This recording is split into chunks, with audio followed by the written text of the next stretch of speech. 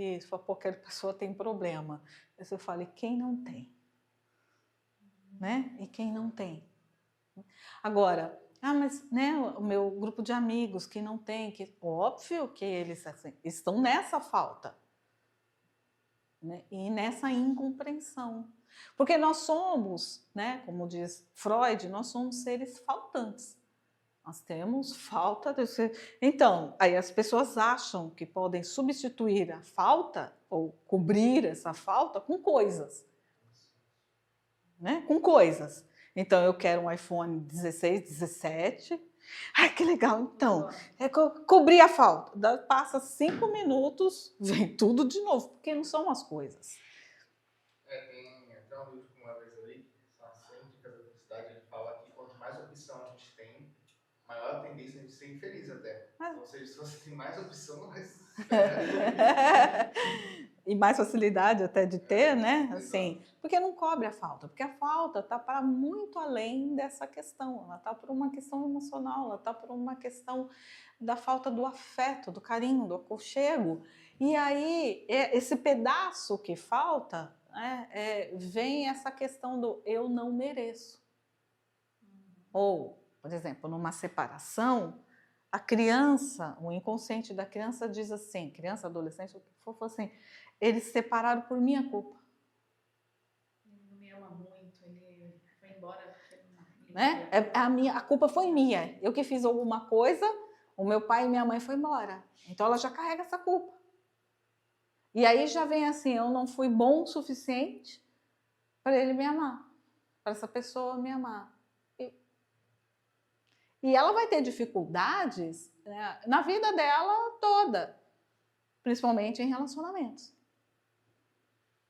Né, porque ela nunca vai se sentir... Oi? Protegido, amado.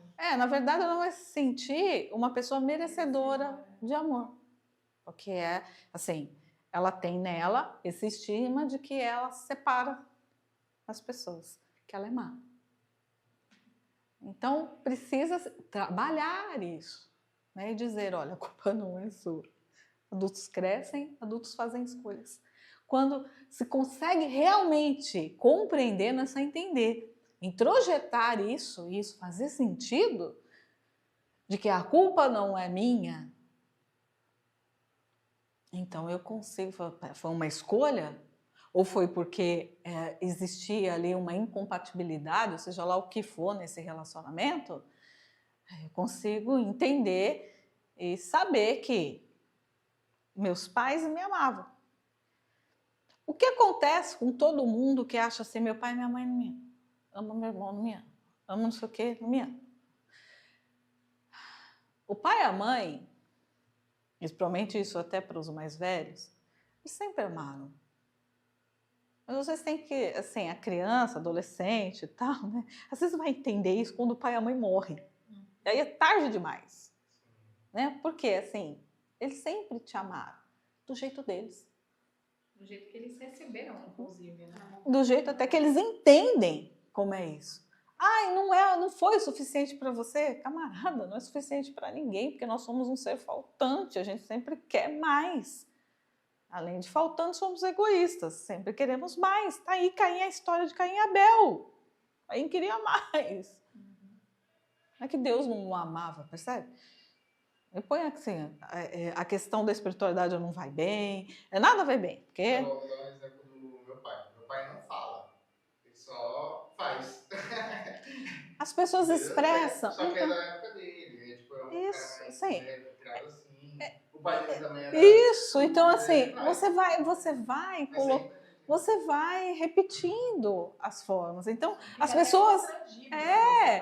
pessoas até mais antigas já, assim, amam os filhos, mas não demonstram esse amor, porque acha que principalmente os homens, se demonstrar amor é porque é frouxo. Entendeu? Minha mãe é totalmente contra. Mulheres, então, mas amam. Às vezes tem mulheres que são brutas, não conseguem dar esse amor, sabe? Não consegue ser carinhosa, não consegue abraçar, não consegue beijar, mas não significa que não ama. Mas é o jeito dela. Então, quando você cresce, você consegue internalizar isso, consegue entender o outro, né? A vida muda.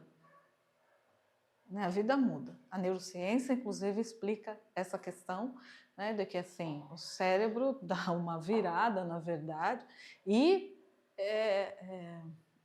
o teu comportamento altera. Por quê? Porque eu vou começar a ter outras atitudes. A partir do momento que eu conheço, a partir do momento que eu entendo, eu vou ter outra atitude. Então, eu vou ter uma atitude, por exemplo, paz, que sei lá, eu vou tentar entender o motivo. Qual foi o motivo que levou a? Aí, eu busco esse motivo, entender esse motivo. Entendi esse motivo? Ok. Né? Então, tá bom. Foi aquele momento dele, aquela fraqueza dele, dela, e aconteceu daquele jeito. Foi errado e talvez se a relação, de repente, de conversa até, esse pai, essa mãe pode pedir perdão. Então, como honrá-lo? Respeitá-lo. Ressignifica e muda o padrão. Né? Exato. Então, isso é assim, fácil? Não, isso é um processo. E às vezes, obviamente, precisa de ajuda.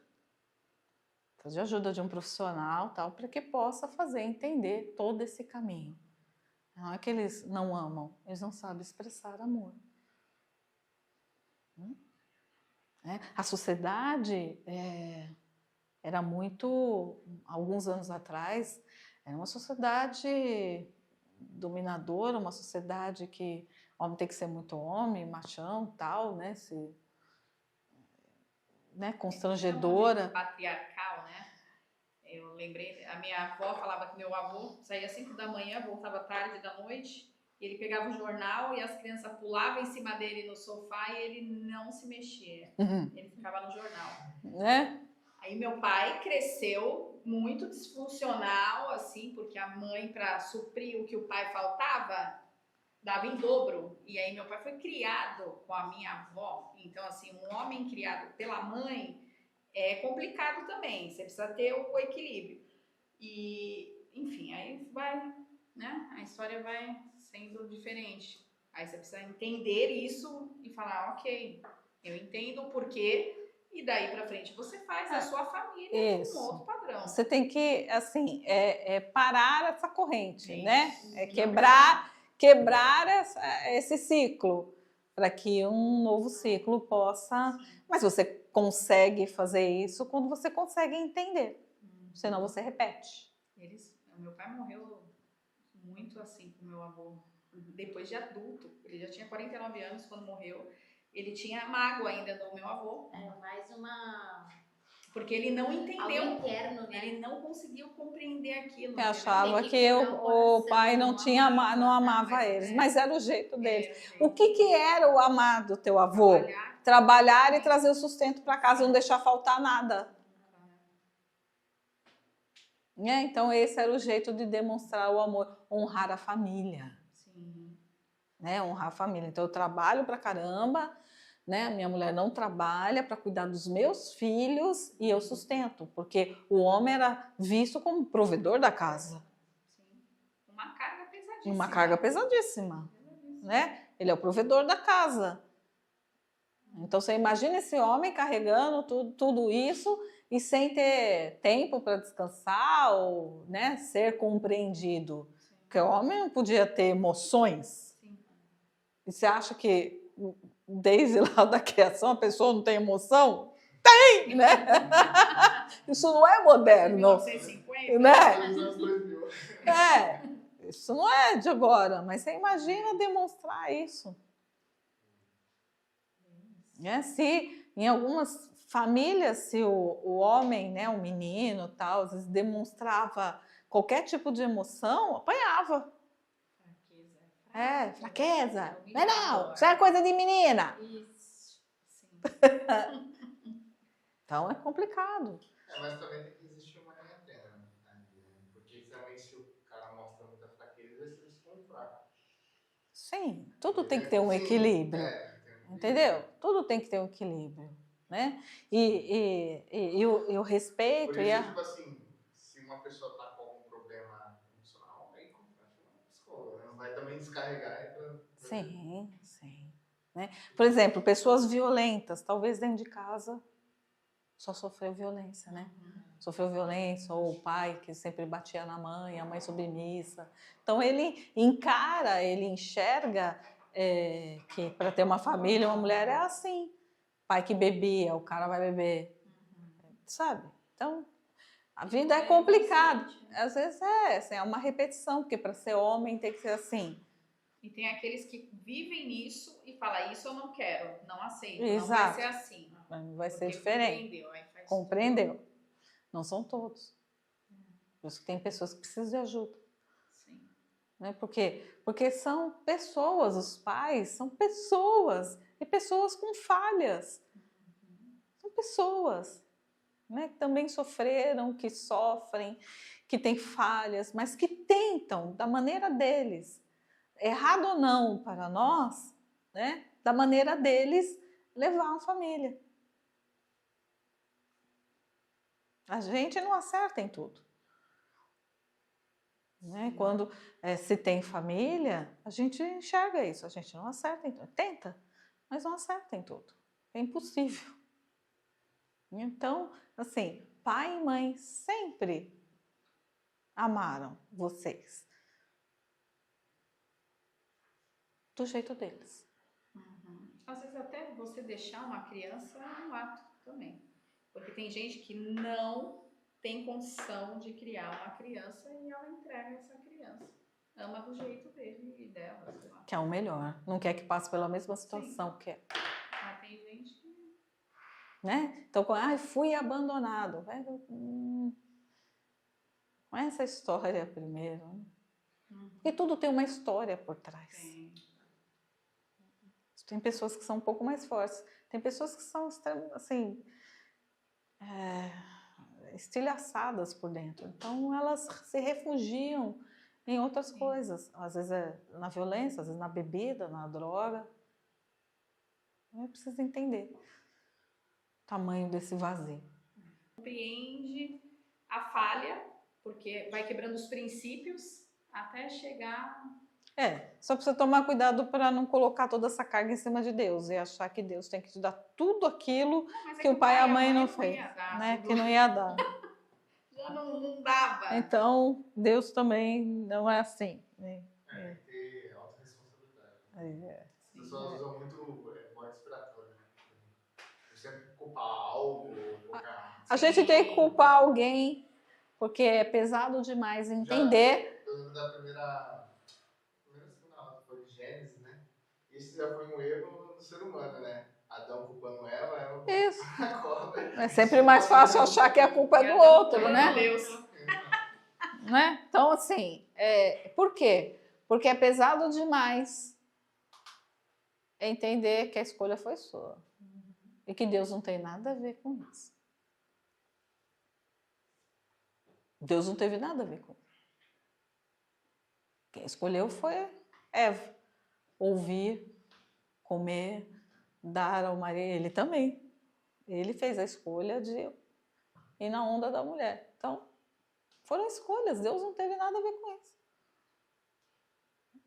Engraçado, né? Como o ser humano consegue ser cético e acreditar ao mesmo tempo, né?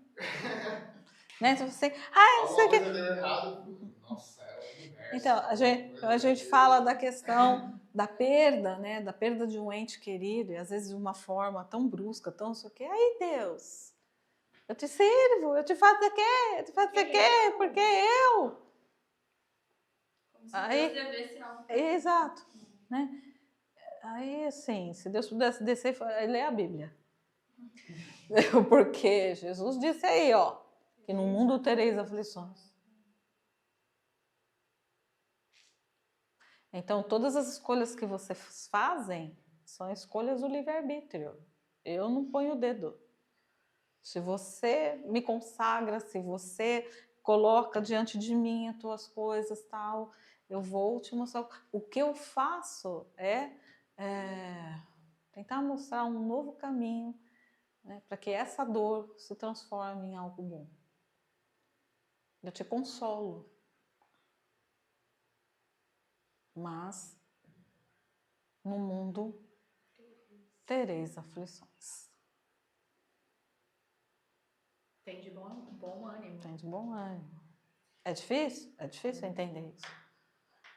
Quando às vezes algumas pessoas falam, ai, porque Deus não sei o que, eu olho assim e falo, Deus não tem nada a ver com isso.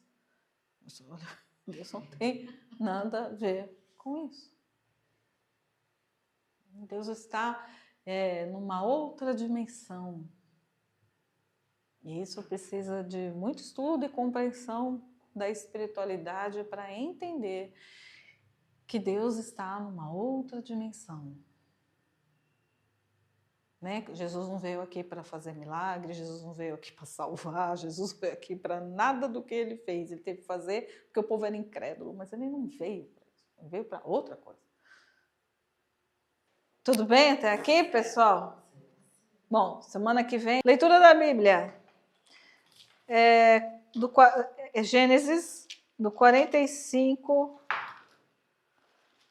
até o final, né, que acho que é 50. Um momento de psicologia aqui, né? Até 50, porque nós vamos entrar no Êxodo.